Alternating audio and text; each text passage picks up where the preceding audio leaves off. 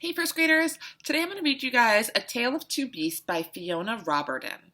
And I wanted to read this story after Miss Wheeler read Alfie at her read aloud last week.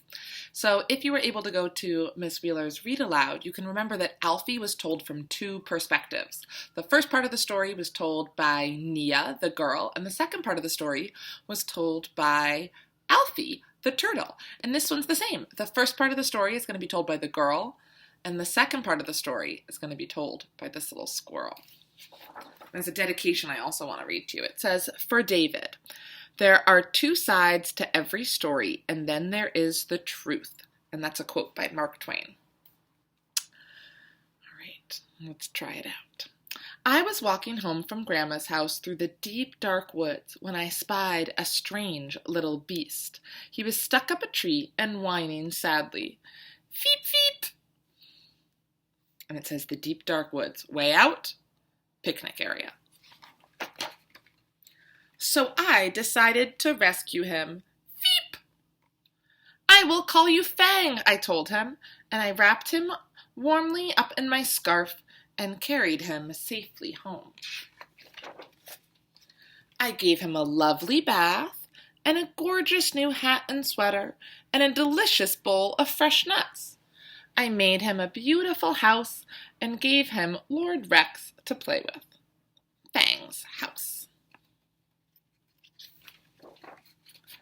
I took him out for lots of long walkies to keep him fit and healthy. And I showed him off to all my friends, who loved him nearly as much as I did. Awesome! So cute! Ooh, amazing! You might be thinking, what is the squirrel thinking through all of this? But for some strange reason, the little beast did not look very happy. In fact, he was looking rather hot. I hope he's not sick, I thought, and I opened the window to cool him down. But then something terrible happened. He threw off his clothes, leapt out the window, and ran away as fast as he could, back to the deep, dark wood. Fang! Feep! I wanted to go and look for him, but Mama had other plans. Dinner time, blah. Bath time, ugh. Bedtime, grr. I couldn't sleep. I missed the little beast and wondered if I would ever see him again.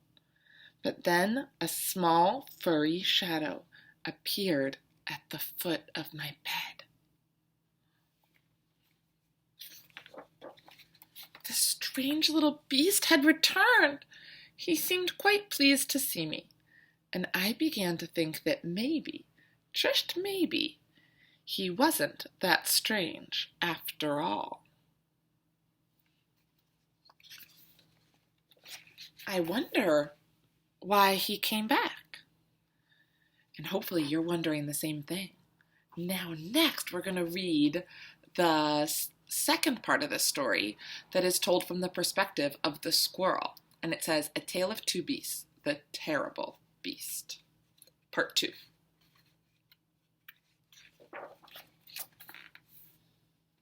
And then again, here's the dedication. For David, it was the best of times, it was the worst of times.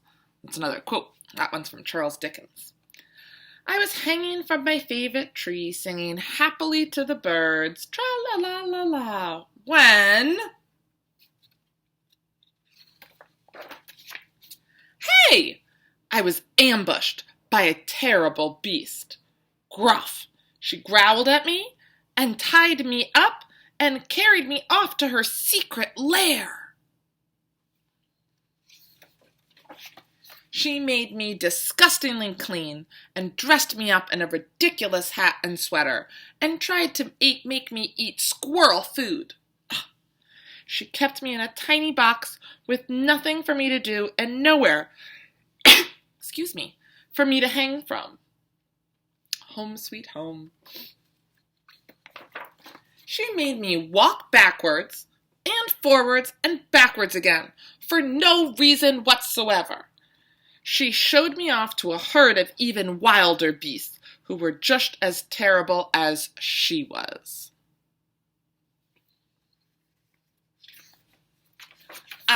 had had enough. I made a cunning plan and put it straight into action. A, B, A plus B equals freedom. Free once more! Woohoo! I raced back to the deep dark woods before the terrible beast could catch me.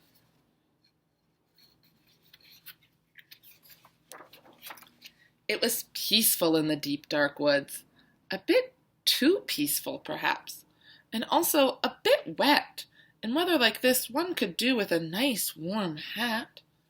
I snuck back to retrieve it under cover of darkness. So what was the real reason he was going back?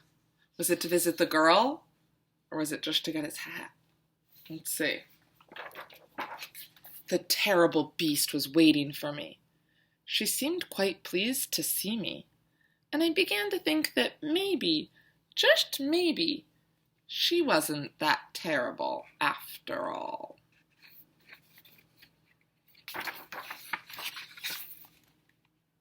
The end. I hope you enjoyed hearing the same story from two different perspectives. Whenever you're reading, you can think about some of the different perspectives of the characters, and as a writer, you could even write a story from two different perspectives. If you try it out, make sure to let me know.